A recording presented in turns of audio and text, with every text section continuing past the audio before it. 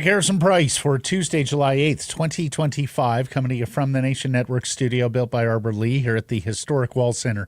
And this program, a presentation of Bet365. Matt Sikhurst alongside Blake Price, four-time Juno Award winner Mike Rogerson, hitting switches and conducting things. We got a big show coming up for you as we sift through the Vancouver Canucks options remaining at center ice.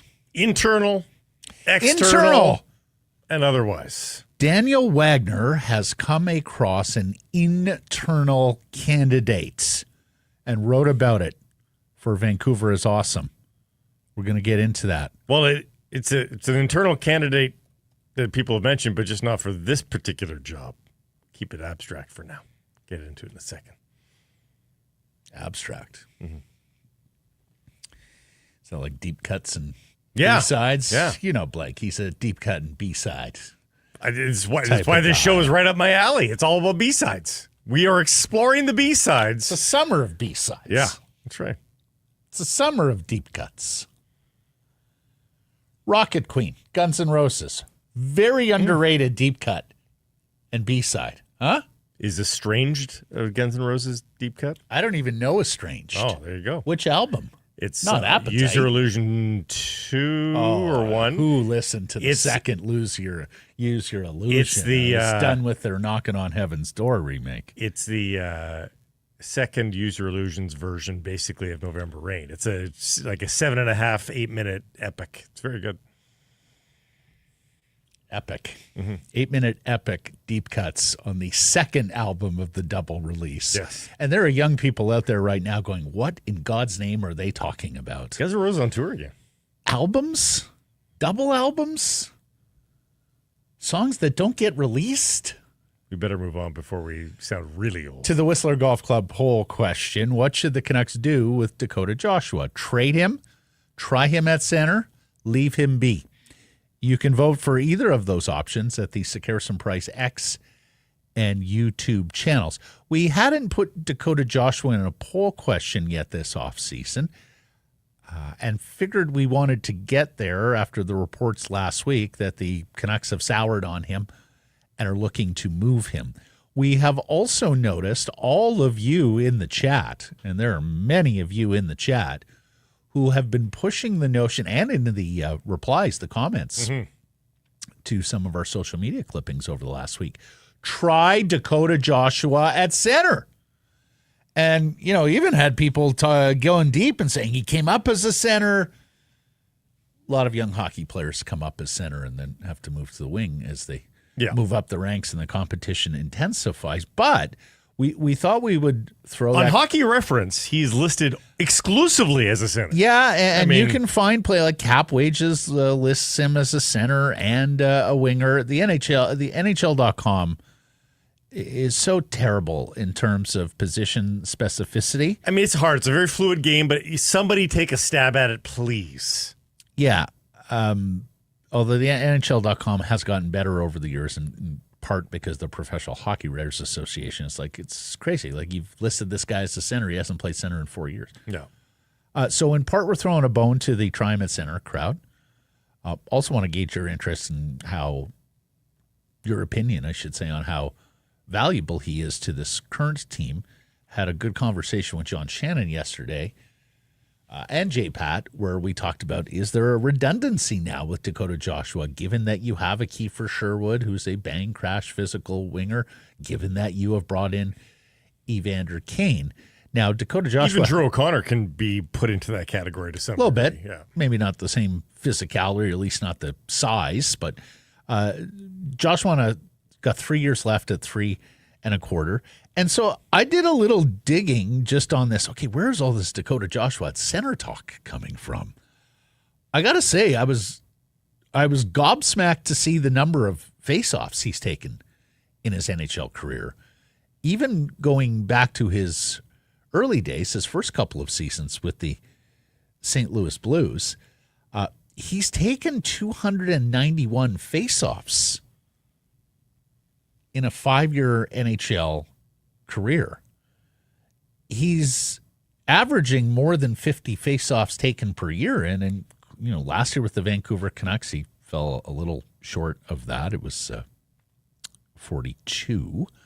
But the previous season with the Canucks, he took 72 faceoffs. Now, playing center is much more than taking faceoffs. And you will see some wingers who are the first option to go in and take the draw when a center is waved out. So 152, 139 is actually a 52% faceoff guy over his career, averaging 58 per year. The question would be, could he handle all of the defensive responsibilities of a center iceman? We don't yet know how Adam Foote wants to play. In some systems now, the center's a little more interchangeable with the wingers in terms of getting it's getting situational on the forecheck. It's yeah, F1, F2, F3. Right. And then, of course, in other cases, can he be a distributor, a playmaker, if you will? We know he's got pretty good hands. We love his finish in tight quarters in and around the net. Yeah. But vision is another matter. So, look, for me, the notion of throwing him into a center role seems a little bit like a Hail Mary. Like that, it's worth a try in training camp if you haven't fortified that position just yet. But I voted trade Blake because I do wonder if he's the guy for issues of redundancy on the wing, but also issues of salary cap. You're going to have to move money out to get that top two center. So I voted trade, package him up. If you had a winger that was a good distributing winger, obviously, a guy like a Mitch Marner springs to mind, and not even at that caliber. I just mean in that mold at the very least. Jakub Voracek? Yeah, for years. Yeah. Mm-hmm. I mean, maybe Garland is a poor man's version of that to some degree. But you still picture Garland around the net a lot more than you do at the perimeter feeding pucks to people. I think it might be an interesting desperation experiment. But right off the bat, when this topic has been brought up in the chat from our viewers and listeners, I've said he's got to get back to being Dakota Joshua before you throw more at him, before you throw something different at him. So you just think coming off a season that was mostly scuttled because of his cancer surgery, right? Looking to get up to speed, all that sort of stuff. This is a bridge too far. Yeah, I mean, I'm not against it in the future. I long thought about that for Vasily Podkolzin. I thought that would be a perfect candidate to try down the middle. Mm-hmm. So I as a concept, I'm not against it. Just in this particular example, I don't think it's the right move at the right. You don't abide. No, leave him be would be what I would say. Leave him be. I know. I'm not against trading him either. I'm not retaining on Dakota Joshua. I would rather keep him than retain. So if he's part of a package and all of the salary leaves, okay, I'm open to that. But there's no retention. I think you're going to have to move out all the salary if you're landing the bona fide top two centermen.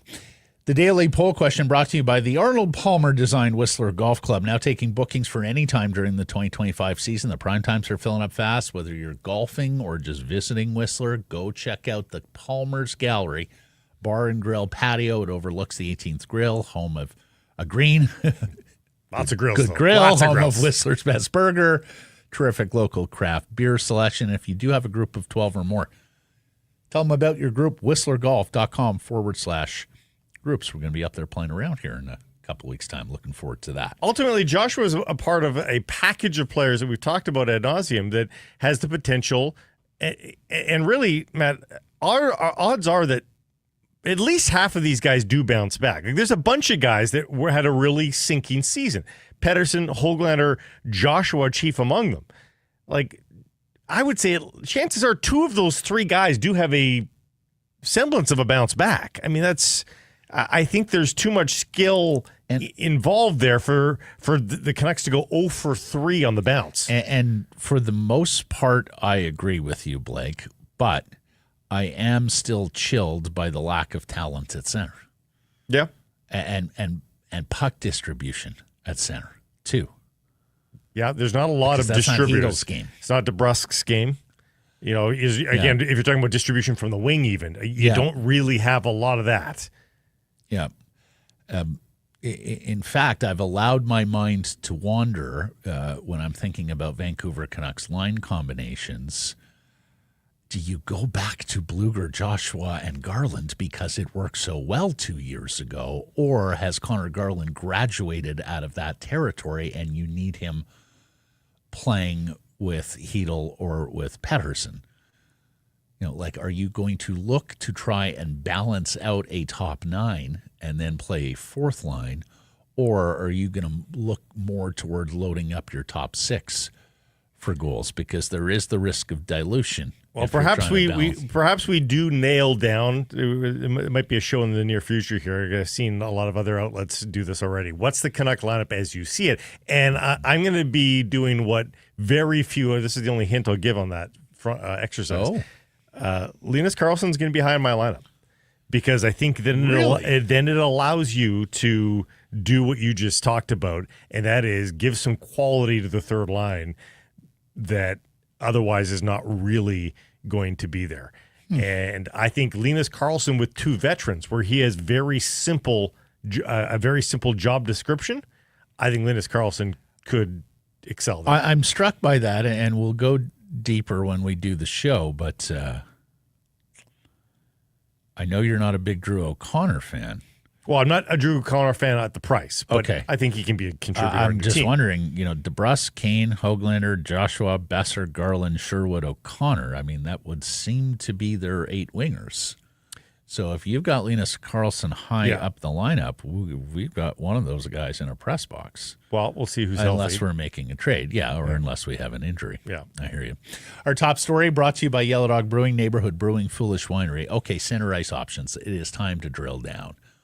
So we are going to start with a couple of players who are available right now. The Vancouver Canucks could get their name on a contract in the next hour if they so chose. Jack Roslovic remains an unsigned free agent. I think it's probably clear now that Jack Roslovic and his representative misread the market somewhat, and we're hoping for more money to come his way. A one-time first-round pick of the Winnipeg Jets. He has been through 4 NHL organizations now, the last one, the Carolina Hurricanes, where he had a splendid season, actually, 22 goals, 39 points in 81 games for Carolina. He's a right shot. He's 6'1" and 200 pounds. And I think he has to be staring down the barrel of a 1-year contract here, Blake. I mean, maybe there's multi-year offers for him, but it's looking more and more like Roslovic might be amongst those, and we saw some of this who did so voluntarily, like Christian Dvorak, take the 1 year, bet on yourselves, get released into a free agent marketplace next year, which is seeing yet another significant jump in the salary cap. He's 28 years old. Now, he's not a natural center, but he's played there. And honestly, Blake, at the right price here, I would be all over that if I'm the Canucks. This runs along the lines of what we've talked about. If you can't get quality, if you cannot land that bona fide, pure top 2 center, and they have thus far failed, then flood the position and see what cream And what's the rises. price? What's the, what's... Well, look, I think something up to $3 million. And at what term? 1 year. Yep. I'm game. As I said, I just wasn't like... Now, that puts you over the cap. You may have to do some finagling after that, but... See, Roslovic was, much like Pius Suter, was sort of creeping up there in a lot of people's price trajectories. And, I mean, look at the Christian Dvorak contract. I think Jack Roslovic deserves to be paid alongside Christian Dvorak, only not at that number. The thing is that Dvorak got in early. Yeah. This is now a different kettle of fish. If you get Roslovic down at that price, I would be willing to take the chance. I think he's a very one-trick pony. Yes. And so you have to pay him for his one trick and only his one trick. Did we have the graphic up there, Mike? Did I send you that graphic about? Yeah, he's a net front gritty guy. AFP had him as a. Yeah, there you go. AFP had him as a. Gosh, AFP had him at 3 years at $4 million per. That's what I'm saying. Like, there's no chance I'm doing that. No. But now in the new world order of you ain't got a contract, what are you willing to take? And spots are being filled. Yeah. Yeah. It's sort of the original Pius Suter contract. Right. So he's a free agent the Canucks could do in an hour. Yesterday we're sitting here, and Blake, and folks, this happens very rarely, but a massive light bulb goes off atop Blake's head, and it was not one of the studio lights here. And he says to me, bangs his, let me tell you a thing or two about Joe Veleno. And he's in the same category as Jack Roslovic, guys I've never regarded in the NHL. And one-time first-round pick. Like, guys that I've never thought they were going to turn into anything. Mm-hmm. So just bought out, incidentally, by the Seattle Kraken. Just bought out. So you're looking at this guy who has 0 cards to play, 0 leverage. Mm-hmm. He is a career high 12 goal, career high 28 point guy. That comes in 23-24 with the Detroit Red Wings. Again, 12 goals, 28 points is career high for this 25-year-old. So I look for silver linings. Is there anything here off the scrap heap that makes sense or that explains something that has been suppressed? And what I came across was a dreadful Corsi. Dreadful. Mm-hmm. I thought, okay, that doesn't look good. Another strike against him. And then I looked over and I saw his PDO, which, you know, there are anomalies where you'll have a really bad PDO for a season because you're playing on a bad team, whatnot. And Joe Veleno has played exclusively on bad teams, non-playoff teams in Detroit and Chicago, by the way. His PDO for his career is like 94-95, which is shooting percentage and save percentage when you're on the ice. Mm-hmm. And so I went deeper than that. On ice save percentage, what was the real, you know, his shooting percentage was not great, like his and his line mates, ice mates, if you will, at that moment. Mm-hmm. But I went to on ice save percentage. This guy's got like a career on ice save percentage of like 88. So the goaltending behind Joe Veleno over his NHL career has been abhorrent. Mixed with that, went to Money Puck and checked his on ice expected on ice goals against, and he was like 200th in the league, like below a lot of stars and a lot of great players. Meaning, the expected goals, he wasn't expected to allow a lot of goals, and yet a lot of goals went in when Joe Veleno was on the ice. So between save percentage when he's on the ice and expected goals when he's on the ice, it leads to believe Joe Veleno did not have a whole lot of, and we're not discovering stars here. I'm not suggesting Joe Veleno is a star, but that is the very important context for the entirety of this discussion. We are looking for capable, maybe NHL's. Keeps head above water kind of candidates, and I think Joe Veleno comes at an extremely low price. Again, I have never seen a single thing that I've liked in Joe Veleno, but when I went deeper, I was like, well, maybe he's not entirely to blame for why we think that. Yeah. And like I'm telling you, you'd have to think the price for Joe Veleno would be extremely low. I think you're looking at 1 year at $1 million sort of thing. You'd think. He played 11 and change in Detroit last year. He played 12 and change with the Chicago Blackhawks last year. Roslovic played a little closer to 14 minutes per night in Carolina. So you get a sense of the type of player that we're talking about here. Now, we have talked about some of these trade candidates at length, like Marco Rossi. We're not going to spend a lot of time on that right now. Interesting development in St. Louis with a name that was kicking about as we marched towards the trade deadline, and people were wondering what the Blues and Doug Armstrong were going to do. But Brayden Schenn. And Brayden Schenn, who is under contract for 3 more years at $6.5 million per, interesting development there in that his full no move clause has disappeared. You often see this, or full no trade clause has disappeared. You often see this for a player who has signed a longer term contract. As they get older, the team wants to have some flexibility. He signed an 8-year deal. So he has now entered a modified no trade clause world for the final 3 years of his deal. It's a 15-team no trade list. So more than half of the NHL is free to trade for Brayden Schenn. As we know, we know his brother Luke, who spent some time with the Vancouver Canucks. This is a Western Canadian. Look, this is a player who is of an age now where his best days are likely behind him. He will turn 34 next month. But this is still a very competent NHL player and centerman. I think it would take a significant trade return for St. Louis because they had options to move him at the deadline if they so chose, or at least there were teams poking around. Played 17.5 minutes per night last season, was the third most used Blues forward. So, this ain't no scrub. This would take a significant trade return for the Blues. And what's left on the contract? 3 more years at $6.5 million. Wound up scoring 50 points last year in a full 82-game season. And that's the other thing you love about Schenn. He has played 82 for the last 3 years. And you look at his hockey card, and there is a lot of 82 there. And the years where it's not 82, it is often 70+. More than 1,000 NHL games for Brayden Schenn. Yeah, I think he's certainly on the downslope. Yep. Which is why you think maybe St. Louis would be open to it at the very least. Yeah. I mean, you'd love to see a little retention there to soften the blow there, but they may not be willing to do that.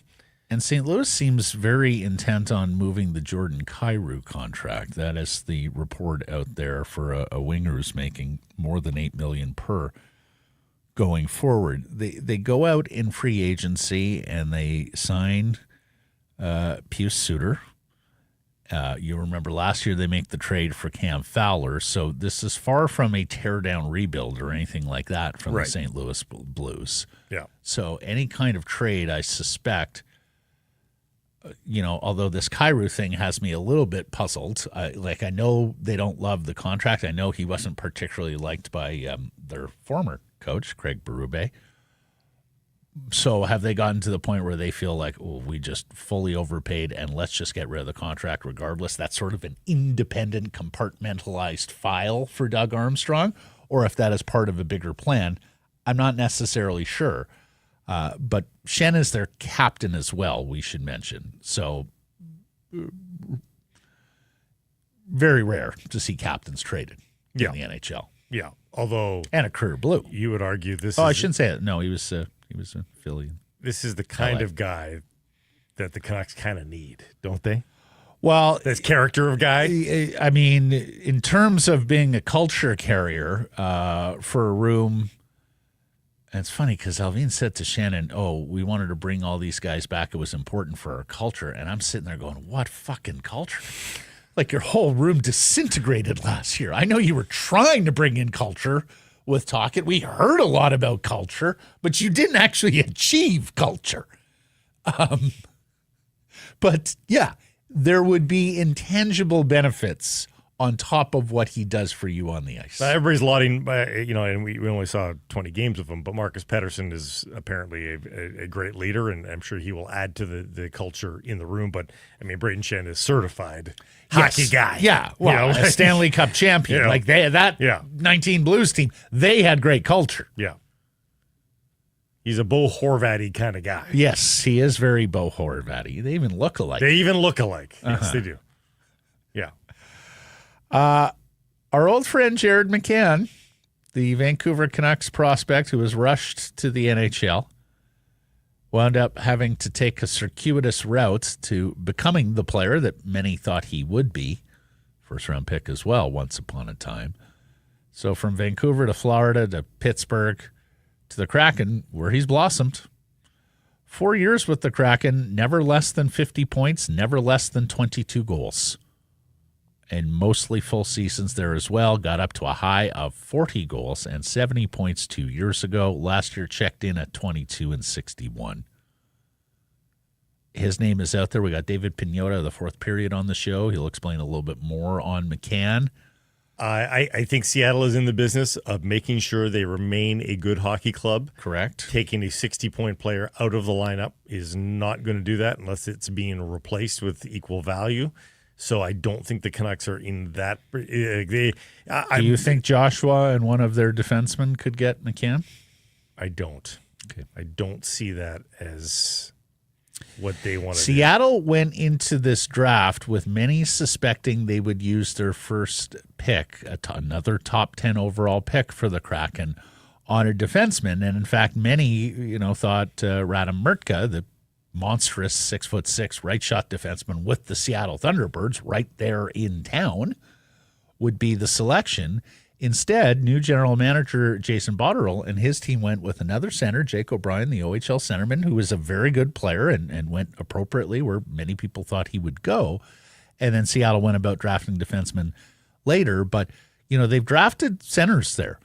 Their winger group is decent. The NHL defense group is decent, but they want more players on the come on the blue line. And look, would you put Tom Wielander in play for Jared McCann? Or is that not enough value for you? It's 2 more years of McCann on a $5 million deal. He's 29 years old. Too risky. No, it's I wouldn't do that. Would you do Joshua and Mancini for McCann? I would. I don't think they would. They would. This is where if you hadn't extended Connor Garland, I would have considered. I think they would have considered that. Yep. Fair enough. But now you're probably not making that trade. You could. You could, by the letter of the law, make that trade, but I don't think they will. Mason McTavish is a very big trade if you're trying to pry him from the Anaheim Ducks. He's the 3rd overall pick from just a few years ago in 2021. He has played 3 full NHL seasons, gone 43-42, although in limited games, 52 points, 22 goals, 52 points this past year. He's a big boy, 600 at 6'1" and 220 pounds. He is, by all accounts, a core piece of the Anaheim Ducks' future. The complication there is that Pat Verbeek and the Anaheim Ducks want to be good right now. They're done with losing. Mm-hmm. And so they go out and they sign Michael Granlund in free agency. They trade for Chris Kreider from the New York Rangers. And that has Mason McTavish wondering a little bit about where he fits in the grand plan, where you've already got a first-line 20-year-old centerman in Leo Carlsson. Now you bring in Granlund to presumably play second-line center.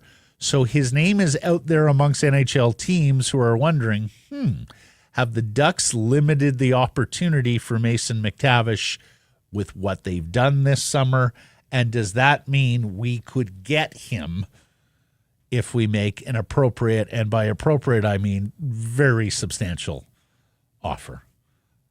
I mean, that's probably a Lekramaki-Wielander trade for the Vancouver Canucks, right? You're going to have to part with 2 to 3 really good assets, I think, to get Mason McTavish, who is an RFA. So Anaheim has tons of cap space here, so there's no offer sheet possibility on McTavish. But, the idea would be, does that become a tricky negotiation for Verbeek and the Ducks because McTavish and his team want to bring role and opportunity into the equation? Yeah. I think that's a price that the Vancouver Canucks probably still can't pay in terms of, again, a team that wants some traction. Wielander doesn't give them traction, nor does Lekramaki. And the roster player It could attached, be an EPD trade, though, Blake. That could be a DPD trade. Yeah. You wish Hedl had finished the season strong for the Vancouver Canucks. Hedl might have had the same, both for the McCann trade and for something like this. Maybe Hedl's got some steam there if he finishes the season strong and and people might forget a little bit about concussions. The fact that he's sitting on, concussion recovery, and by all accounts, he's doing great, but, no one's trusting that in an acquisition sort of sense. So I just don't know that the Canucks have the horses for that trade. It'd be a very interesting one, but I just don't see it happening. The Toronto Maple Leafs want to move some bodies around and would be delighted to get off Max Domi's contract at 3 more years at $3.75 million. Not even coming close to it. No? Nope. Not even coming close to that. Did you not see that big goal he scored in the playoffs where his dad sat there and didn't celebrate, played it cool because, that's what ex-league guys do. No. Not even going there. Nope. Okay, so we'll move readily along. Yeah. Okay. We want to talk about it. Incidentally, Elliot Friedman has said Minnesota has not come close to trading Marco Rossi, which honestly for me is good news because I continue to operate on a pathway of Bill Guerin's just asking too much. Bill Guerin's going to have to settle for less than what the asking price is now because in a world where half the league is looking for a second-line centerman, and this guy is a second-line centerman, you've got a number of teams that said, nah, don't like the cut of his Rossi's jib. agent? Is that Walsh? Who's I don't Rossi? know. No. I don't know. But here's the thing. If you're a Vancouver Canucks fan and you want Marco Rossi, and I think there's a fairly sizable section of Canuck fandom that does want him, cheer on his agent to hold his ground. Mm-hmm. Because there is a game of chicken here happening. And if the ask from the Rossi camp as an RFA remains where it is right now, Bill Guerin is not going to be able to sign him, and maybe that price just comes down a little bit. Ian Pulver is Ian Pulver? Yeah. And they want roster players, of course, in Minnesota. They want to replace the scoring either at center ice on the wing. You have to wonder whether that can only happen with the 3-team deal right now. It's a possibility that a team relents and pays Guerin's price. Also the possibility that Guerin has to ship Rossi out for futures, take the futures, and move them for right now help. That's a possibility. And that's a possibility with the Pittsburgh Penguins, and we're going to get into that in a second. Now, we've talked about Dakota Joshua down the middle. Linus Karlsson has played briefly down the middle in the past, so I'm just going to put that out there. But kudos to Daniel Wagner of Vancouver is awesome. He is doing the brave work for you Canucks fans, including a story today wondering about Aatu as your second-line center. Now, for some, Aatu is a stretch even at third-line center for this upcoming season for the Vancouver Canucks. But Daniel, God bless him, does a deep dive on Aatu. And let's just go through some of this. 40 points in 43 AHL games this past year. That ranks 6th in points per game amongst players 23 and under in the American Hockey League. And, of course, he was centering the top line for the Abbotsford Canucks until he got hurt in their playoff run. Daniel points out, Aatu 0.93 points per game. At this age, a higher rate of scoring than guys like Jason Palmaville, Jonathan Marchessault, Patrick Sharp, and others who went on to become top 6 fixtures in the National Hockey League. 7 goals and 11 points in 33 NHL games last year for Aatu, which prorates to 17 goals and 27 points in 82 games. Now, that's not close to a second-line center, right? We all know that. But, as Wagner points out, that was in 10 minutes and 39 seconds a night, Blake. Mm-hmm. And, of course, the bulk of those... Which is not second-line ice time either, right? Like, you're almost not doubling it, but put 7-8 minutes on that, and that's how much usage you can look at if you're playing in a second-line role. Forwards who played at least 200 minutes, 5-on-5 last year, Aatu. First on the Canucks in goals per 60. 1.24, well ahead of Pius Suter. 1.77 points per 60 at 5-on-5. Ranked 3rd on the Canucks. slightly behind JT Miller. 452 NHL forwards who play 200 minutes 5-on-5. Ratu's 1.24 goals per 60, 13th on that list, ahead of Jason Robertson of the Dallas Stars. Now, as Wagner concludes, in the minutes he was given, he produced like a top 6 guy. Now, that doesn't mean that the totals will go forward and upward if used in second line minutes, right? No. Like the goals per 60, the points per 60, that can come down in a big, big way if you're playing 16, 17, 18 minutes a night. So it's not a fait accompli that it's only going to enhance with a larger role. Okay, but it could be just too big a role for him, not to mention the matchups you're going to face playing second line. We need to break this down into some context here because Aatu, of course, was given a much longer leash at the end of the season when the shit hit the fan for the Canucks injury-wise. And Pius Suter was the number 1 center. And effectively, at times, Aatu was the 2C out of need. That's where his ice time... Pedersen was hurt. And yeah, that's where the ice time was inflated for him.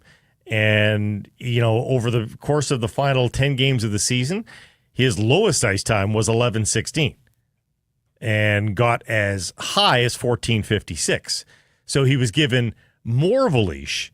And with that extended leash, he got 7 of his 11 points in the final 11 appearances of the season. I'll repeat it. 7 points in 11 games to finish off the season from Aatu. That's as good a sign as any that there's progression, there's development, and there's a step being taken by the player.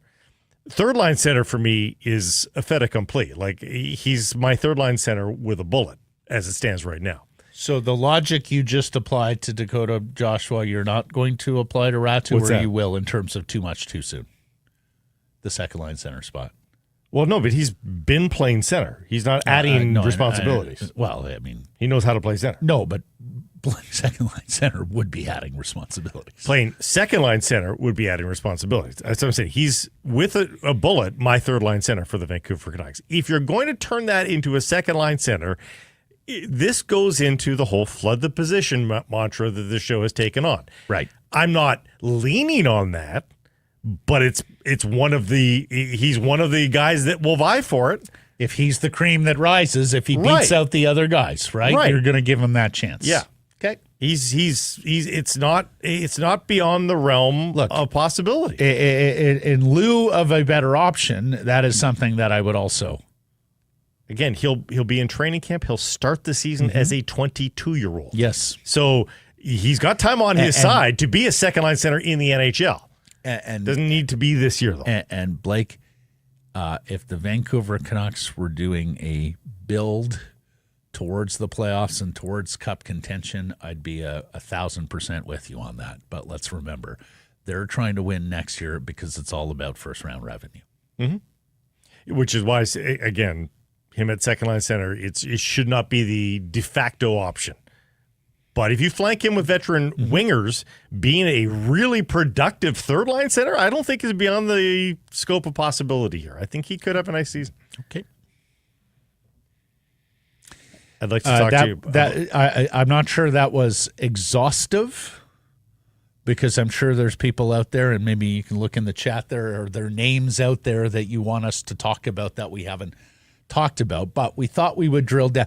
Look, JG Pajot in the Island, there are others out there that we have mentioned over the last couple of months, but we thought we would pin down just a little bit more in some of the guys who are out there, or who have lost some trade protection, or who are firmly on the block. I keep circling back to McCann. I do wonder if there's a deal to be made. Hear me out.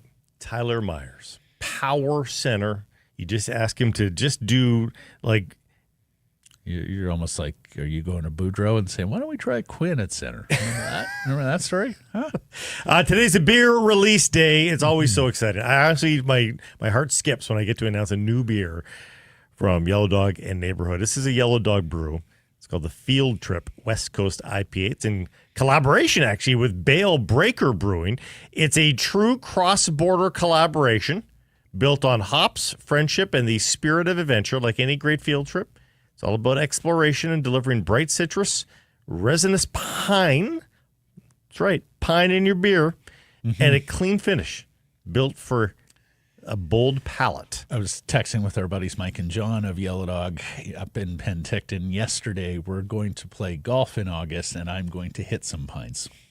Probably. Field Trip West Coast IPA. It's available now. You saw it yesterday. The Canucks re-signed goaltender Nikita Tolopilo to a 2-year, two-way deal and defenseman Jet Wu to a 1-year, two-way contract. Both of them, of course, part of the Abbotsford Canucks Calder Cup championship team, although Big Nikita sadly didn't get much opportunity to play. Archer Sheloves took care of that. Wu played, and Wu played well. And as we've talked about, Jet Wu is one of the longest-standing members, right, of the Vancouver Canucks organization when you think of when he was drafted many years ago in that second round. We have talked about the Canucks goaltending situation. I think you would put Nikita Tolopilo down as somebody who would love to see an Archer Sheloves trade this summer, right? Because then he would have a clear pathway to being the number one goaltender for the Abbotsford Canucks, although they are name-checking Ty Young, the former Prince George Cougar, a fair bit.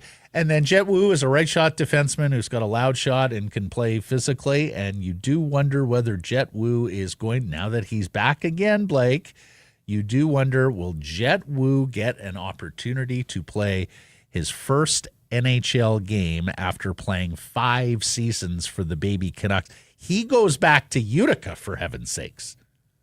I think he could be, in a lot of ways, sort of the new Guillaume Brisebois, even though the old Guillaume Brisebois is still Guillaume Brisebois. When the going gets really tough with injuries for the Canucks blue line. If it gets really tough, but I hear what you're saying. I think a safe minute-munching option for them to call up is Jet Wu. I think his opportunity probably pivots on whether they move a right-side defenseman.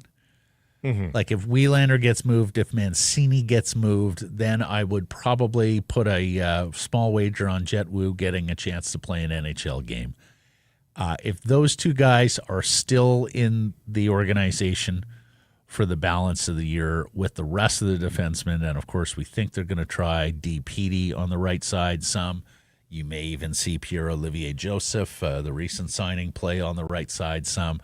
I think they've got pretty good cover on the right side, and we know Foote likes his righties and lefties, much like Tocchet. Yeah. I think they've got pretty good cover on the right side that it would take a calamity of injuries, suspension. Like, who knows what it would take, I think, to get Jet Wu into an NHL lineup at that point. Okay, getting back to what I mentioned with Pittsburgh. So Kyle Dubas and the Penguins kind of oddly find themselves in a catbird seat here.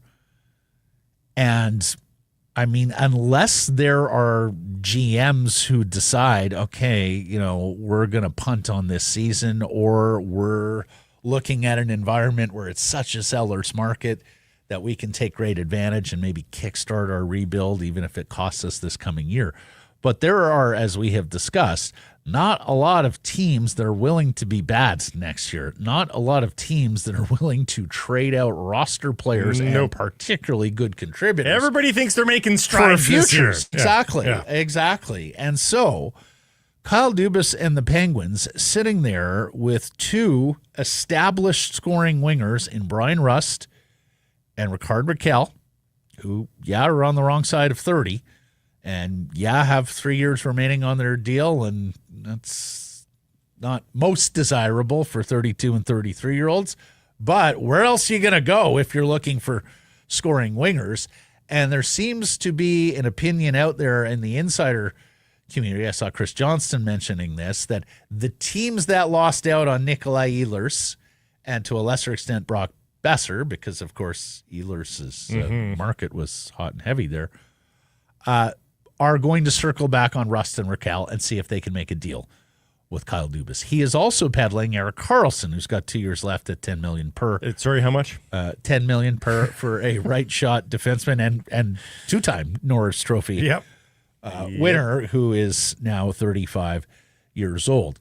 So The question being, Blake, can Pittsburgh serve as a clearinghouse for the Buffaloes who want roster players for Bowen Byram, for the Minnesotas who want roster players for Marco Rossi? That basically you take your futures, you ship them Pittsburgh's way to get one of their ready-made NHL players. You're wondering if that's what all of this is coming down to, if Pittsburgh doesn't just flat trade these players for futures themselves. What's stopping Bill Guerin from doing a Rossi for Russ trade with Dubas directly rather than having to involve a third team?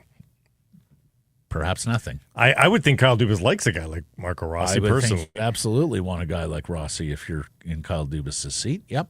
But maybe I think it's going to cost you more than Rust. Like I don't think that's a 1-for-1. No. But that takes care of the points. If the points in, points out thing, like you probably are pretty close to a wash there for next season. But because of the term, yeah, you're right. Maybe Pittsburgh has to tack something else on, or maybe that's where the third team comes in. Maybe that's why you need Vancouver Canucks involved. Yeah. Now on Karlsson, it's a specific need. You would need right side defense and someone to run your power play, because you're not bringing Karlsson in to not play him on the power play. That's where a lot of his value is now. Anyways, I suspect you're going to hear the words Pittsburgh, Penguins, Dubas a whole lot this summer until those three players are traded and until this trade market gets unlocked, which, as we sit here on July 8th, Blake, still a bunch of nervous Nelly, afraid to make a swing general managers in this league, even while other sports are going way beyond. The NBA is ridiculous. Like every day still. Like that Houston trade for Kevin Durant, which became official the other day, incidentally, the first ever 7-team trade in the NBA. They needed 5 other teams to get involved in that trade to make it work cap, contract, and value-wise for the two major parties, the Phoenix Suns and the Houston Rockets. I was thinking about this morning driving in. Juan Soto, already one of the great hitters we have seen this century in Major League Baseball, the last 25 years. Still a young player for the most part. Blake, he's on 4 organizations. 4. He helps the Washington Nationals win a World Series. Then they're going through a period of rebuild. The San Diego Padres offer sun, moon, and stars for Juan Soto. He moves on in a huge trade. Then the San Diego Padres go, oh, we can't afford Juan Soto anymore. He's working towards unrestricted free agency. They pick him up and ship him to the New York Yankees for a huge, like we're talking 4 or 5 player returns.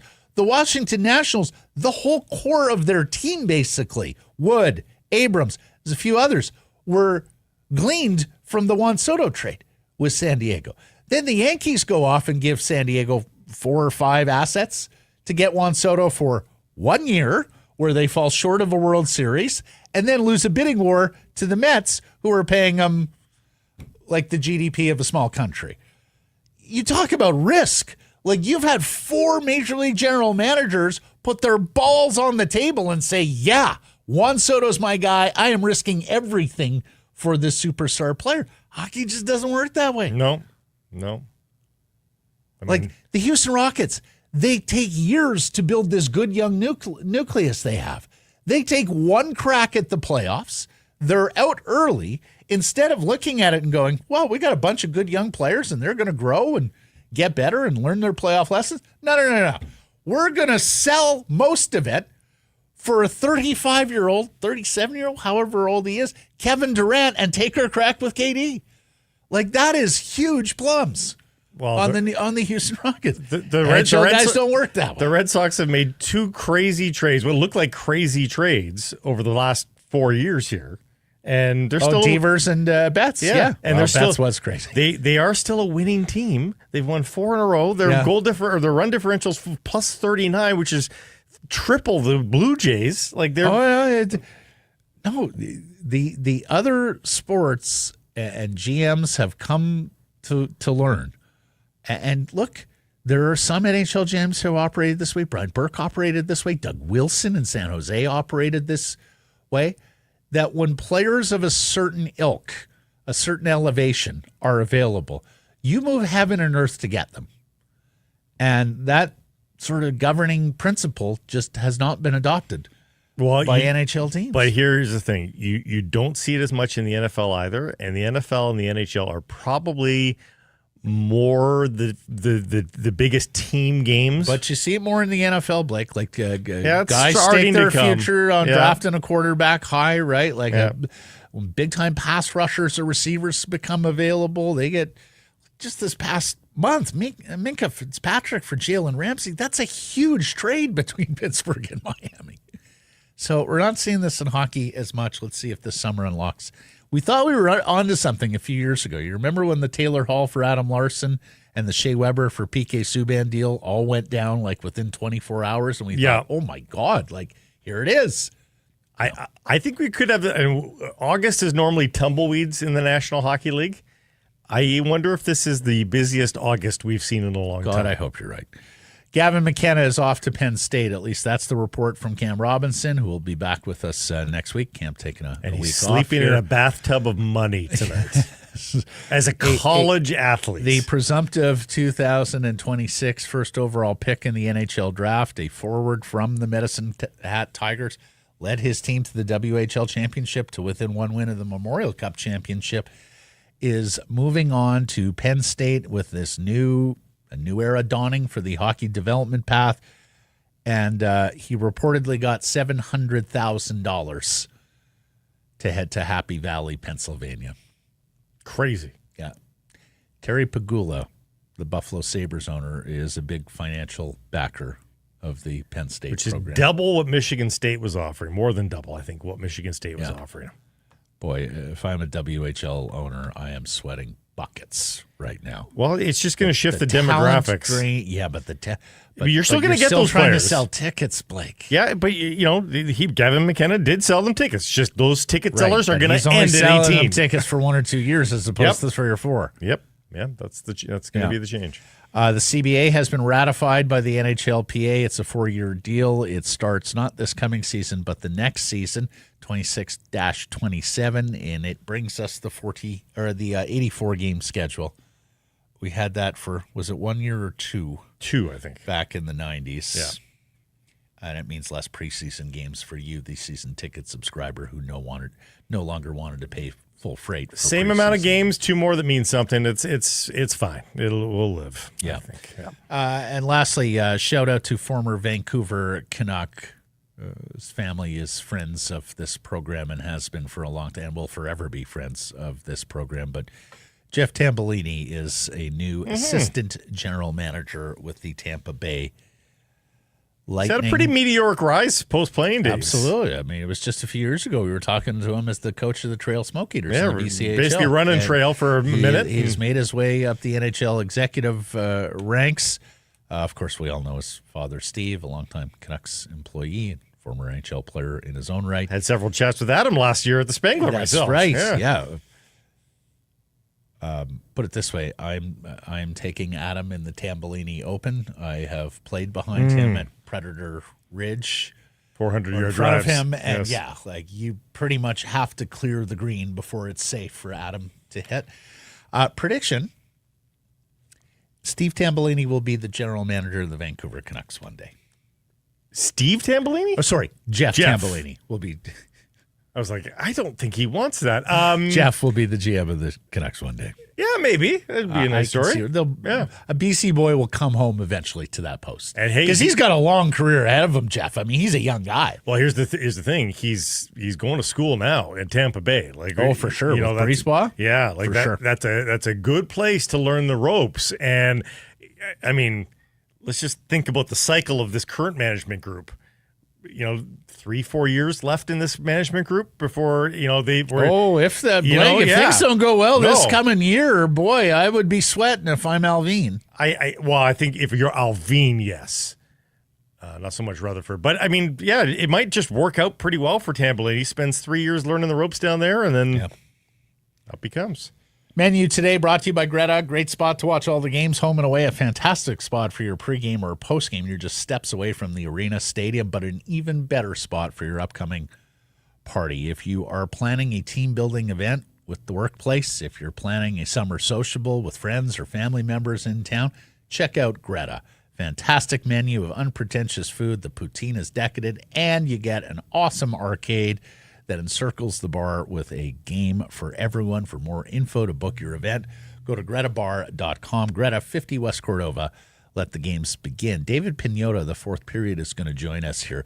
We had just seen David doing so much reporting on different files that relate to the Vancouver Canucks. We said we got to get him on and just have him talk and explain everything that he's hearing with the Canucks. So we go about it on the guys they miss, like Michael Granlund, on guys like Bowen Byram, on what he's heard on Dakota Joshua, on the Canucks bringing back their own guys, on the UFAs that are remaining, and the trade candidates that are out there, McTavish, McCann, and others with David Pagnotta. Later in the program, they're coming for Pedro Vite. Just an outstanding season for Vancouver Whitecaps FC.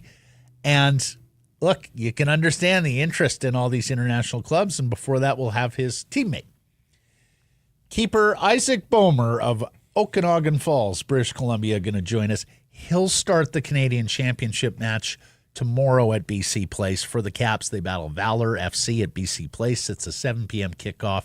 Second leg of the tie, looking to advance, defend their Canadian Championship.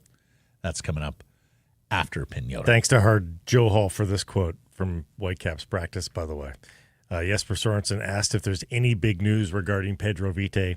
Quote, I think that he made it in a little earlier than normal today, and that's definitely big news. I haven't heard anything else, end quote. Pedro, your coach realizes that you're one of the last guys arriving. Yes. Come on. Early birds, Pedro.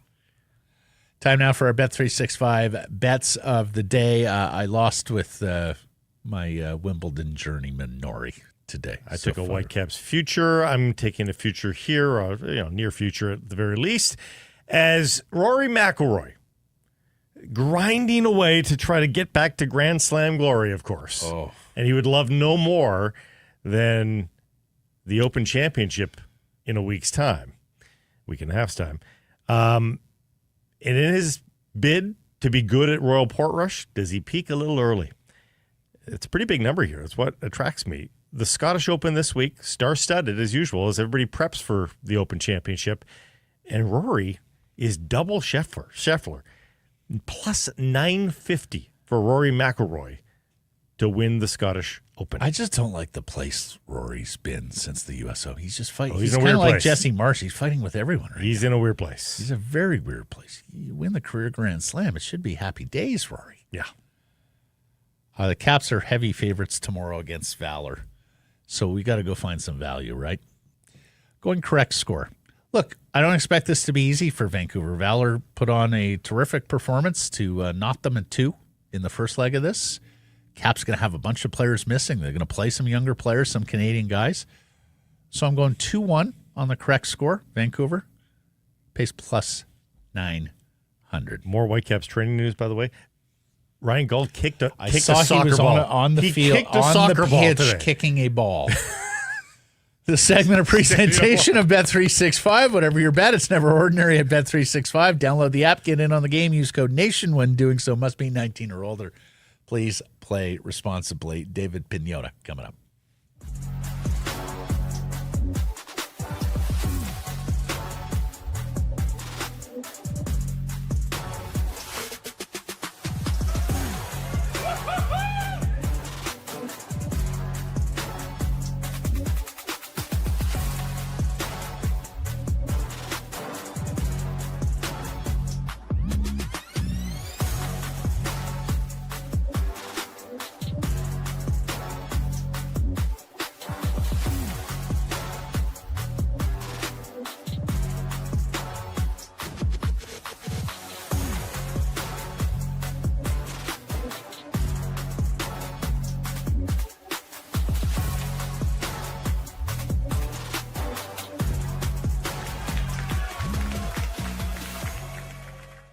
Sekeres Price from the historic Wall Center. I mentioned to you yesterday that I had quite enjoyed that Simply Spiked limeade, the blackberry flavor. Yes. So get home from the golf course last night thinking, there you go. It's still sunny out, still very warm. I'm going to have one of those limeade blackberries over ice on the deck, look at the scorecard, all my misgivings. And But things got better when you started drinking the Simply Spiked, I'm sure. well, there was none left. Oh.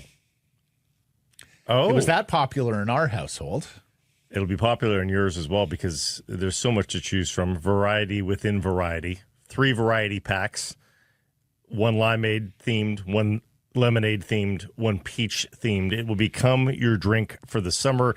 Has real juice in it, of course, and it's a refreshing, perfectly convenient summertime drink, too. The slim cans, too, make packing it up super easy. So for your next get-together, make sure you try your Simply Spiked. By the way, I've officially reached sit outside and stare at the trees age where just a Simply Spiked and nothing else, no device. And that's my afternoon. I'm on to peach now. I have no choice. That's what's left. Must be legal drinking age. Please celebrate responsibly. Let's welcome in. It's been too long since we've had him on the program. From the fourth period, NHL insider David Pagnotta back on Sekeres Price. Nice to see you and hear you again. How you doing, David? I'm good, boys. I'm good. It's we're smack in the middle of July now, so hopefully, staying refreshed. Clearly, it looks like. Hey, touche. How busy were you? How busy was it in the lead up to the draft and free agency this year compared to other years? We felt a letdown, but maybe we built it too. We were sitting there going, "Oh my God, all this crazy Yeah. stuff's going to happen." But what says you? I was let down as well. Yes, I think a lot of people were. The activity behind the scenes was high. There was a lot of talk, a lot of going back and forth. And in hindsight, when I thought about it afterwards, the day of the draft, the morning of, everybody's kind of huddling around the hotel, and it's in LA Live. It's right across from the theater, right next to the arena. You're talking to some agents and some other hockey guys around and some of the PR staff that's there. And you're going, it's not the same. It's we usually get things done in person, and it's just, it's not the same kind of vibe, but you're still hearing all this chatter and all this talk. So I thought, okay, well, I know not everyone's here, but maybe we'll still at least get some crazy activity. Then the Dobson thing hit. You're going, all right, perfect. This is what we want. I was right in the lobby of the hotel. A bunch of agents were kind of huddled around, and then all of a sudden the Dobson deal broke, and everyone's going, oh, okay, well, maybe this is going to open the floodgates. And it didn't. So we thought there'd be a lot of activity. I was side stage, just kind of in the backstage, getting ready for everything. And you're hearing this, you're hearing that, you're hoping that there's going to be activity. Is Utah trading that pick? Are the Islanders moving up? Is Chicago moving theirs? What's going on with Boston? And sad trombone. Yeah. We got nothing. Narrator's voice, it did not heat up. Yeah. Yeah. Unfortunately, I mean, and I think the difference this year was, we heard it year after year. There's so much talk, and you're hopeful that something's going to happen. And there were no trades in the first round last year. And this year, again, the Dobson trade set it off, and there's so much other activity and San Jose that morning started to shop that second overall pick to see, maybe somebody's gonna cough up a piece that's just too good to pass up, and nothing happened. And you're hoping, okay, maybe it's pick 3. No, maybe it's 4. Maybe it's 5. Is Nashville going to do anything? And just nothing. In the Canucks pull off the Evander Kane trade early in sort of the pre-build-up, and so I think Canucks fans got their antenna up and like, okay, Rutherford's going to go into trading mode here and start to go to work. Take us through how many times you sort of cross paths with the Canuck brand over those busy behind the scenes discussions, only to be disappointed. I mean, Canuck fans disappointed they couldn't secure that second line center that they were talking about. Did you feel like the Canucks were putting a lot of lines in the water? Yeah, they were. The night before the draft, I had got the Canucks had a big brass there. There was Mikhail Samuelson, obviously, that came on stage and presented. But Mike Komisarek was there, and a number of the other, scouting staff and whatnot were around town. And, you're talking to them and just, shooting the you-know-what. And later on that evening, I started to catch wind that, the Canucks might actually trade their pick. Like they're trying hard to get somebody up front. They're trying to move that pick. And then I joked with Samuelson that morning, you might not have anything to do. And turned out nothing happened. So they were definitely looking around. They were definitely, trying to see what was out there, like all the other teams. Everyone was kind of fishing around to see, can we make a move here by moving out my pick in order to get somebody that can help us right away? LA was doing the same thing with 24, and then they ended up moving back and gaining a second round pick out of it, or third, or whatever it was. But there were a lot of teams that were looking to kind of fill holes, but nothing really transpired. It was the Dobson trade, and kudos to the Islanders. I think their draft went fantastic. I mean, oh wow, did it ever? To get those kids at 16 and 17, I didn't think they'd be available at that point. So they hit a home run in that trade overall. But yeah, the Canucks were active, and yeah, I think they had a lot of lines out there. It was just obviously nothing transpired.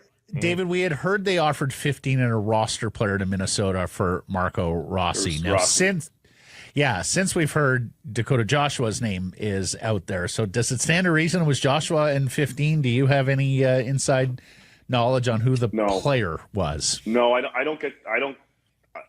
A, no, and B, I don't get the sense that Joshua was the guy. I think that might have been involved in something else.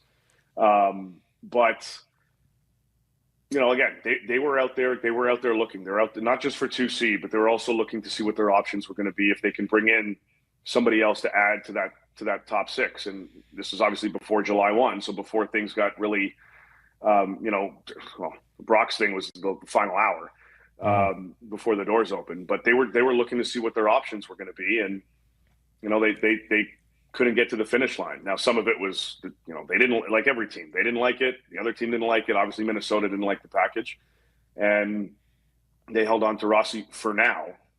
But he's still available. They're still, trying to figure stuff out with him. He shares the same agent as Keandre Miller. They worked out a sign and trade. Let's see what happens here with Rossi in Minnesota. Yeah. Come July 1st, you had the news. Canucks were still looking for that second line center. What happened with Michael Granlund, best you can tell? It was going to take an overpay. A pretty decent overpay was my understanding for him to jump on with the Canucks. Obviously, they were interested, and the numbers that I had heard was 4 years times 6 per.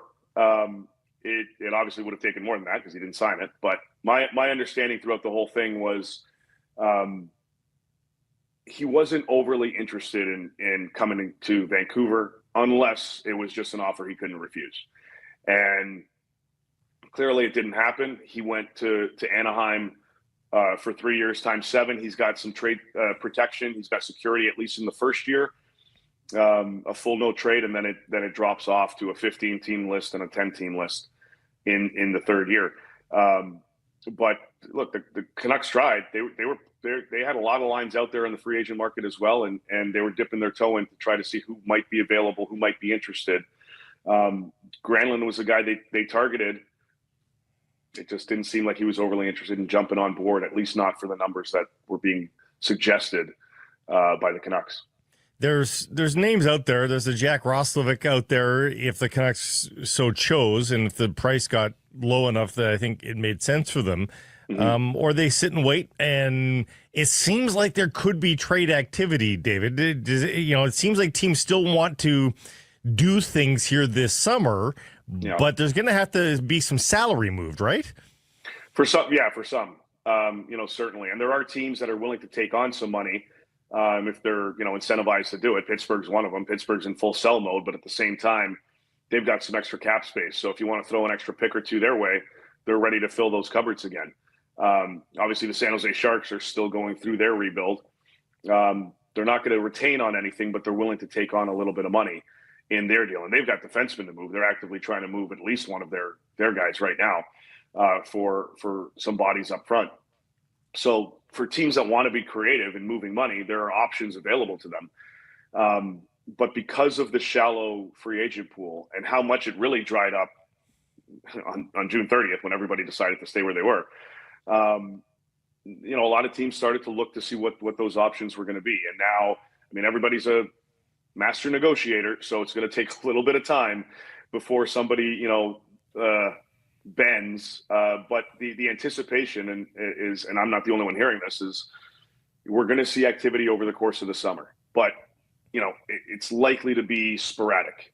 We may see a couple deals happen on one day because it's kind of got a trickle effect. Mm-hmm. But for other teams looking at options, August, beginning of August, end of August, September, things of that nature. I certainly anticipate teams looking in those directions to see, maybe we can pull something off here in the middle of summer to fill a void, to fill a need.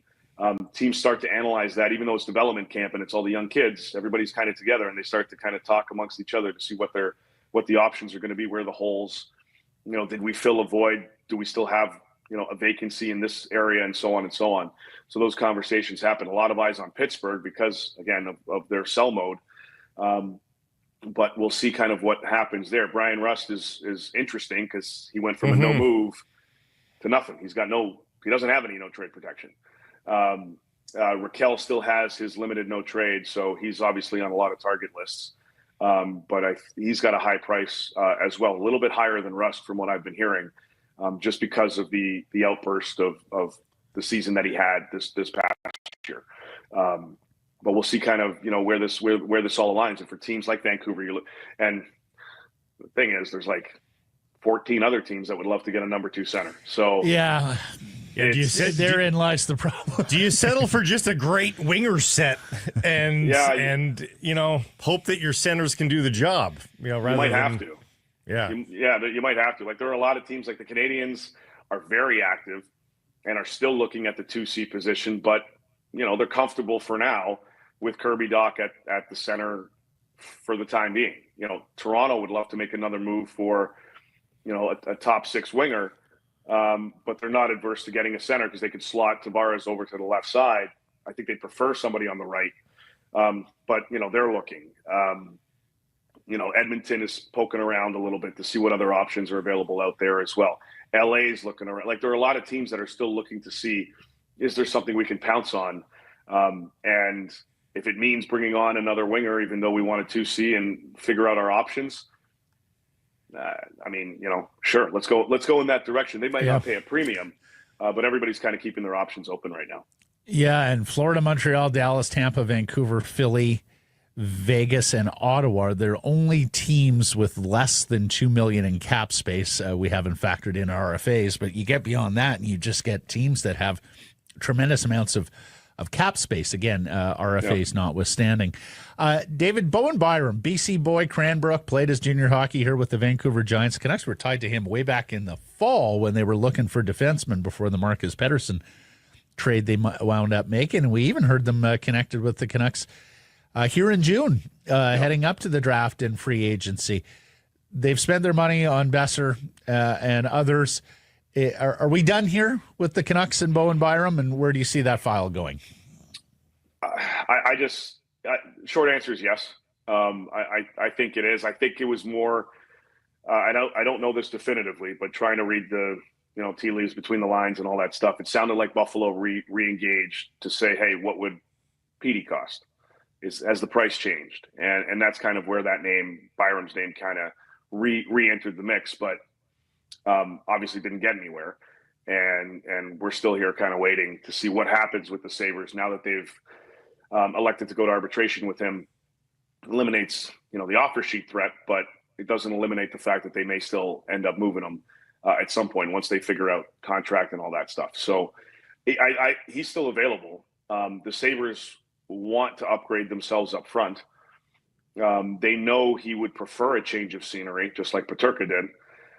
It's just a matter of finding the right fit and to fill the need that they want. They don't want if they're getting futures, they're flipping it like almost immediately. They've got to figure that all out together. So with the Canucks, I think it was real, more so in the season than it was this past June. But honestly, for me, it would probably be something coming out of left field once all is said and done, if something does happen with the Canucks. We flirted with the Rossi issue. Is Rossi in the same boat? Like, does Bill Guerin all of a sudden have to just negotiate a contract? Because this is not a player that has, a contract for this season. So something has to give. Does he just come to terms with the fact he's got to at least sign Rossi first? Where is it going? No. Billy's going to hold tight on that one. By the sounds of things, like if he has to take it to September, if he has to take it to camp, I don't think he's afraid to do that. There's so much of a gap in contractual philosophy here, really, between the two sides that unless something has happened this morning, yesterday was it's still the same boat. So he'd rather trade Rossi then, correct? Well, he'd rather trade Rossi than give him 7 times 7. Right. But they still value the player. They still like what he brings to the table. At their price, yeah. But at their price, yeah, exactly. So, he's going to continue to look. Guerin's going to continue to look, I should say, and see what they can come up with. But it's more likely. This is a similar situation to Buffalo and Byram. This isn't going to be, most likely, it's not going to be a futures type deal. Minnesota wants to make strides next season. They feel Rossi can help them. Again, not at that number. So if we're going to move him out, we want to bring in somebody that's going to be able to slot into this lineup and capable of helping us moving forward. That's kind of Minnesota's mentality with him. Going to give you a couple of center names. You tell me if you've heard anything there and to the best of your knowledge, their availability. But Brayden Schenn in St. Louis and Mason McTavish in Anaheim. Schenn, I haven't heard too much lately. I think there was some rumblings, around the draft again, just because they were exploring. St. Louis was exploring a lot of things. Obviously, Kyrou. They got close with the Habs, and then they pivoted to the smaller deal, which I think was still great for both teams. St. Louis is an interesting one because they want to be competitive. They want to push forward. And it seems like they're comfortable with Schenn. I ran into Schenn about a week or so ago, actually. And he seemed pretty comfortable, as if, he's moving forward, going back to St. Louis. So if there's been any messaging towards him, it's, we're going to move ahead with you. McTavish is an interesting one. That's the one where word kind of came out that, with the moves that Anaheim's made, like they want him to take strides. They want him to take the next steps, and he wants to have the ability to take those next steps and to grow as a player and to evolve as a player. But with some of the additions they made, including Granlund, there was some talk around the league that he might not be overly thrilled with the direction that they're going with Quenneville in place. He wants to have more veterans there. It's not that Anaheim's shopping them, but teams have been poking around to see what it would cost to get Mason McTavish out there. And he's an RFA. So I don't think there is a threat of an offer sheet just because Anaheim's one of the clubs with a gazillion dollars of cap space. So I don't think they're scared by any stretch of something like that. But I think they would be willing to listen on McTavish. But it would take, that's going to be a significant blockbuster type of move in terms of that level of talent going back and forth. Yeah, that's in the Byram Rossi realm of player. At least, yeah. Absolutely. Yeah, I might even prop that a little higher. Wow, how about that? Lastly, the two Leafs, Järnkrok, Domi, infinitely available, as I understand. Pajot on the island available too. Toronto, you can add David Kampf to the mix. You can add Ryan Reeves, Nick Robertson's an RFA. His name's out there as well. Toronto's trying to move. Toronto's got about $5 million in cap space, so they've got some flexibility, but it's more so just bodies. They got a lot of bodies in their bottom six, so they're fishing around to try to move it. I think they had a discussion with Järnkrok about just being open about the fact that we got a lot of options here. That includes possibly trading you, and I think he's okay with that. I don't think he's asked for a trade, but I don't think he would object to one given the circumstances. Pajot on the island still out there. One of the things I saw a lot of different kind of reports with respect to Utah and their discussions around draft or the 4th overall pick. I had heard that they wanted it would have been a larger deal, but they wanted Matt Barzal in that mix if they were going to move the 4th overall pick. And I was told someone with the Islanders that we like Hagens. I don't know if we like him that much. So that obviously didn't really get anywhere. But yeah, Pagnotta's still out there. 1 year left on his or final year of his contract. He's got a little bit of no trade protection, but they're still kind of open to exploring, some of those possibilities. Jared McCann's another name to kind of look at out in Washington. In Seattle, Washington.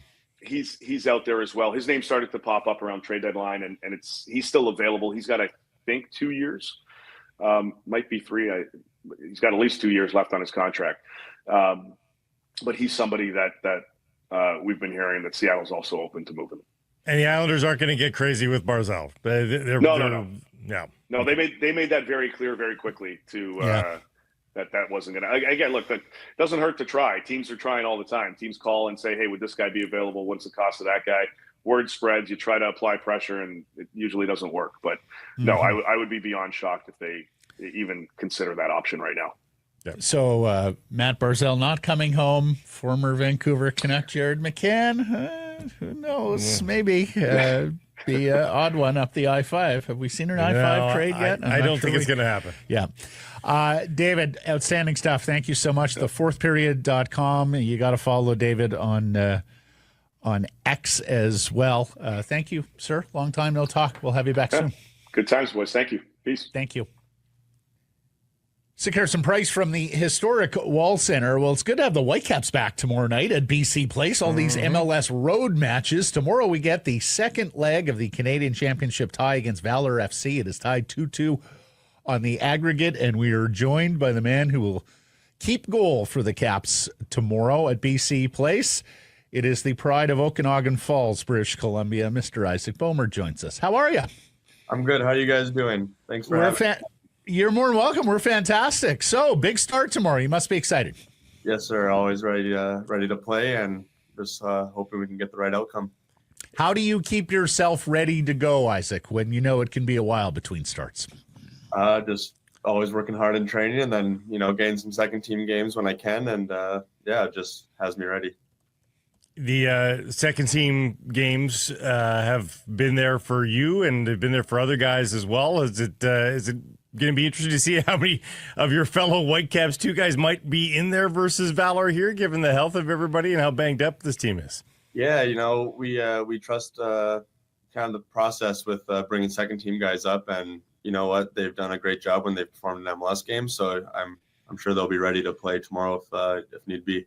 You've had an up-close and personal look at the way this team has gone and tried to keep its head above water over the last 5 weeks. So what's been the mood in the room as guys have been pulled away from international duty and injury? It's been a slog, hasn't it? Yeah, it's definitely had its ups and downs this last month. But, every game's a new game, and we're always ready to move on and move forward. So we'll be ready for the game. What does the Canadian Championship mean to you? Yeah, it means a lot always having a Canadian tournament here, especially being from BC. Like you said, Okanagan Falls, it means a lot to me to allow us players to get some recognition. How about just playing in our provincial stadium, Isaac, as a guy who grew up in BC? Yeah, if you had asked me 10 years ago if I'd be playing in BC Place and playing in these kinds of games, I probably would have believed you actually, but, there would have been some doubt. But it's always exciting and nice to have our home crowd there supporting us. How many people will you have as part of your contingent tomorrow? Oh, I'm not 100% sure, to be honest. I let my fiance kind of deal with that, and then she just gives me a number later on. She's the ticket master. Yeah. The ticket master. Right. Yes. But needless to say, you will have post-game responsibilities. Yes, I will. Yes, I absolutely will. Yeah. Hey, just looking at that, Yusuf, the goalkeeping coach there, has been there with the Caps forever. He's quite a character. We've seen that on social media in the past. What's it like day after day with Yusuf? Give me a good Yusuf story from your years working with him. Oh, I don't know if I have good Yusuf stories that I can share, but I've worked with him for 7 years now, and he's helped shape me into the goalkeeper I am, and I definitely owe a lot of credit to him. But no, he shows up every day and really pushes us to do our best. So that's all I can really ask for in a goalkeeper coach, and he definitely does that. He's done that for teammates of yours with the Whitecaps and former teammates like Max Crepeau and others. What have you made of the burgeoning goaltending position here for you guys as a nation? There's guys like James Pantemis who are outside of the national team rota that probably deserve to have looks. It's a pretty crowded position right now. Do you have dreams of wearing that maple leaf? Do you see a way in, given how crowded that position seems to be?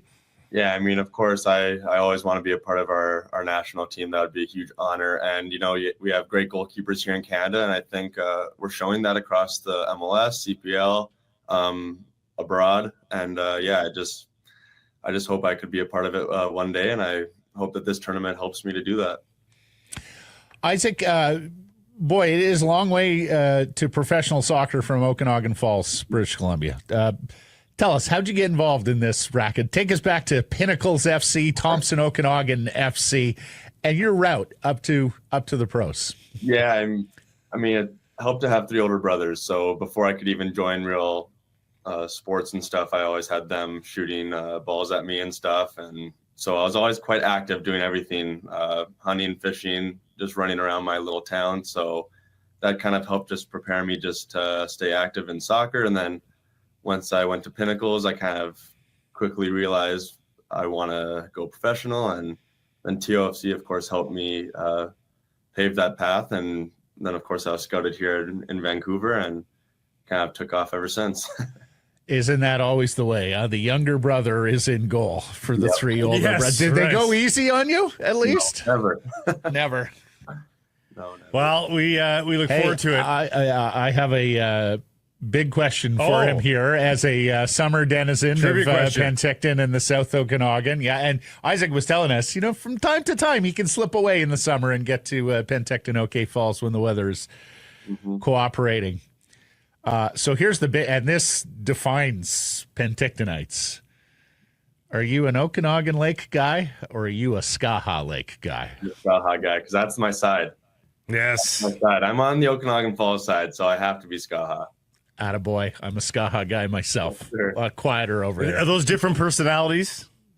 Well, it's you tell me. Big lake guy, small lake guy. I think Okanagan Lake also goes more to the Kelowna side. That's why I like the Skaha side. I like to stay more South Okanagan than right. If it touches Kelowna, they can't have it. The other thing is, and Isaac, tell me I'm wrong here, but Okanagan Lake is the tourist side, right?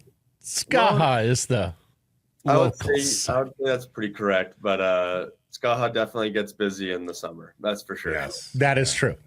In fact, tourists often only see Skaha when they float the channel, go under the bridge, and find themselves somewhere in Skaha.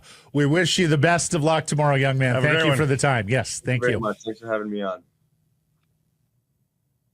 Harrison Price from the historic Wall Center. If you're heading to a game in downtown Vancouver, make a staycation out of it. Book your stay here at the Wall. Call 604-331-1000. Ask for the Harrison Price rate. Some blackout dates supply based on availability.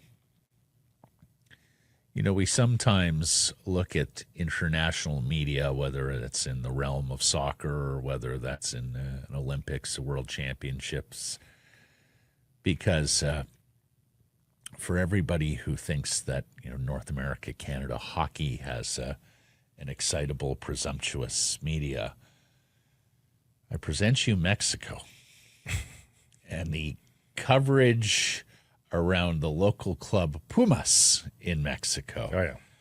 So there are reports that the Whitecaps are in advanced negotiations with Pumas regarding Pedro Vite. Okay, there's Glass City, if you're watching on YouTube or another visual platform. Okay, and it links to a story in Mexico.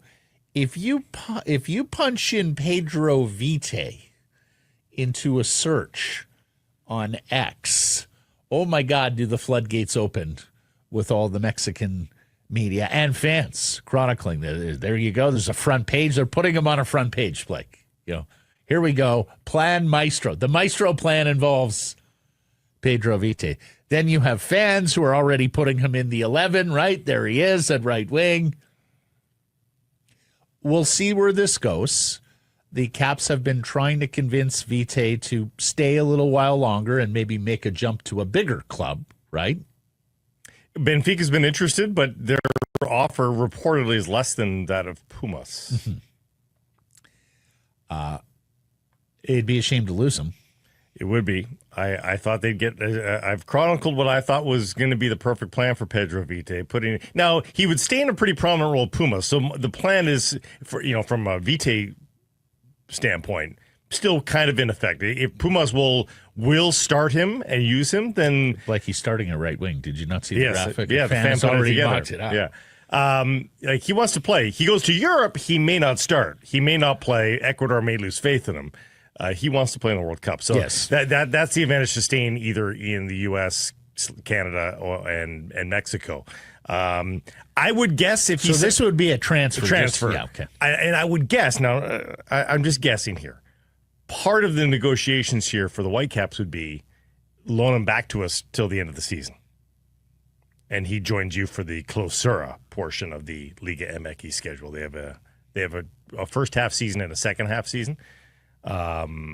So that would be my guess. I mean, I can't imagine the Whitecaps it'll be a nice transfer, but it's not an Alphonso Davies transfer. No. And for $5 million, if it is that, you're really putting your season in doubt by losing Vite. Yes. What's more important here? So I would hope they negotiate a loan back for the remainder of the year. Luc de Fougerolles, the Canadian international, seems poised to re-sign with Fulham. The Caps have been connected to him as well. Not as desperate a move there. No. Really nice player, but the Caps have three pretty good central defenders. Yeah. So yeah.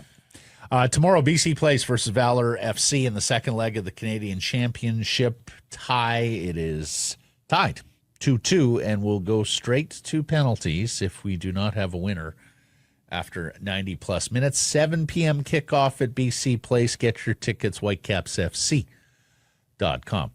Blue Jays win again. All they do is win, win, win. Wow.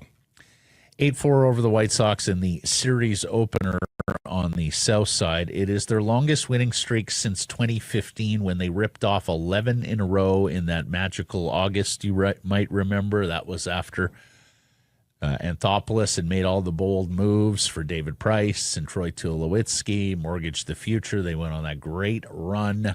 And then Tulo got injured. Into the, what's that? And then Tulo got injured. Yeah, well, eventually he got injured, yes. And they got back to the playoffs that year for the first time in forever. Now 9 straight wins for the Jays, 15 games above 500.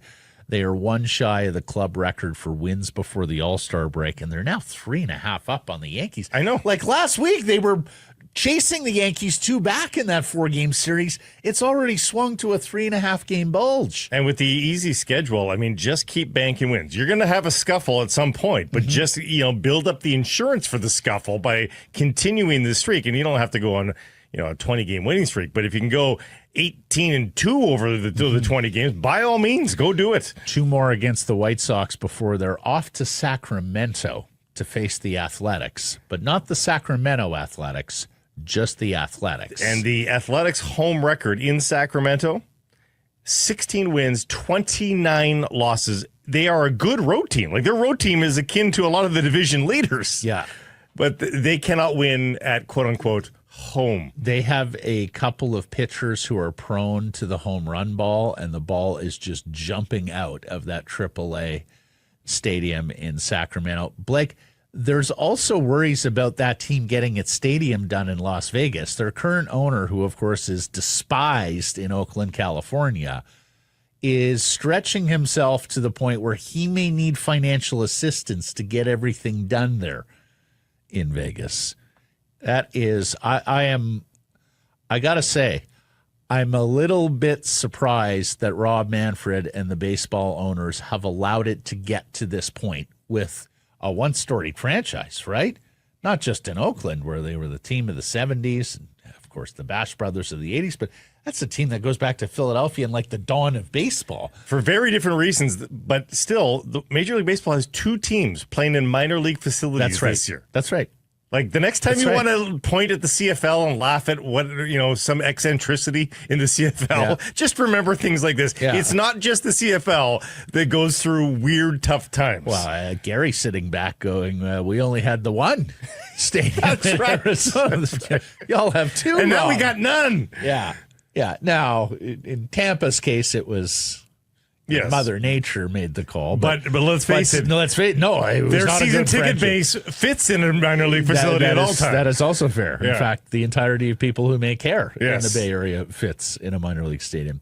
Vancouver Canadians, Eddie Micheletti is your Northwest League Player of the Week. He had 500, 2 doubles, 3 homers, 4 runs scored, 7 RBI, 2 walks in 6 games. Clutch homers as well for Eddie. He is the 6th C's player this year to earn that honor. He joins Cal Steven, who's the Northwest League Pitcher of the Month. Vancouver into Hillsborough tonight, for a 6-game series before the All-Star break. That's their last one. Gage Stanifer on the mound, coming off a couple of pretty good starts. They are back at home a week from Friday for a Fortis Nooner at the Nat. Get your tickets, 604-872-5232 or CanadiansBaseball.com.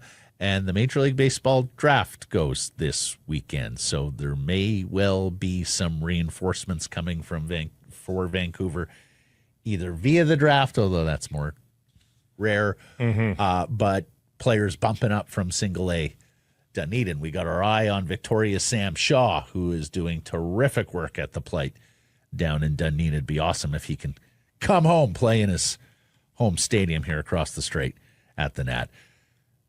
Whistler Golf Club poll question for Monday results. Are you buying that the Canucks are comfortable with Pettersson and Hedl as their top 2 centers? Yes or no, the people said.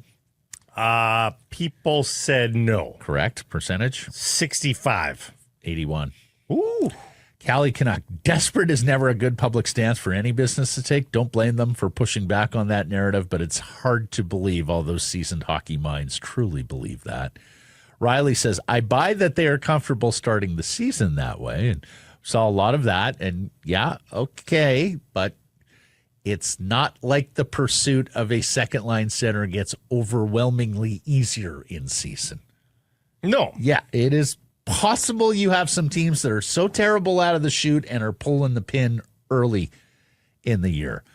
And if that's the case, then you still have to outbid all the other teams looking for a second line. They're not the only shark in the water. No, exactly. Chris said they repeatedly said they weren't happy at that. They mention often that their goal is to get better at center. So no, just because they ultimately failed at the one priority they set themselves, they don't get to flip it and try to claim they're fine with it now. Charles says basically it's media spin. They weren't able to trade Pettersson. And Hayes says, get your popcorn ready. Pettersson and Hedl down the middle. Errors and omissions from yesterday's program and beyond, Blake, and believe it or not, I do not have a single notation. No kidding. But there were plenty on Monday. We're So our average is, yeah. Oh, you're not really to give us a pat on the back? You don't think we deserve any plaudits? No. There were enough bogeys Friday that were cited on Monday that it's basically like when you go out and you make an 8 and a 7 on the first 2 holes of a golf round, and then you come back and you make a 4 and a 3 in the next 2, you're still,